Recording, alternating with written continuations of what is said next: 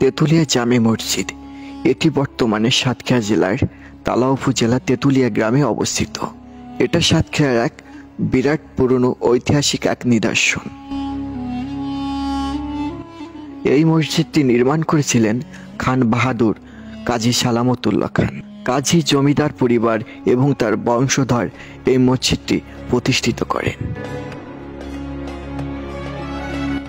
এই মসজিদটি এমন নিখুঁত হাতে তৈরি করা হয়েছে যেন কোনো ভুল নেই মসজিদটির তৈরির কাজে। মডেলের কাজে ব্যবহার করা হয়েছে 6টি গম্বুজ এবং 4টি মিনার। গাঁথনির কাজে ব্যবহার করা হয়েছে ইট, টেরাকোটা ও টাইল। মুঘল স্থাপত্য এক নিদর্শন। দেখতে মনে হয় টিপু সুলতানের আমলে তাদের কোনো এক বংশধরের হাতে স্থাপনা এবং তাদের সরঞ্জাম ব্যবহার করা হয়েছে।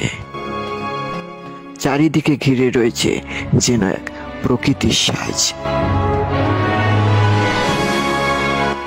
এই মসজিদটির সামনে প্রায় 2 একর জমি নিয়ে একটি বিশাল দিঘি রয়েছে।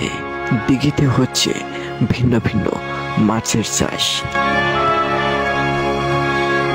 আল্লাহ নামে ডাকে আজান হলেই চারিদিক থেকে ছুটে আসে শত শত মানুষ, হয়ে যায় শত মানুষের সমাগম।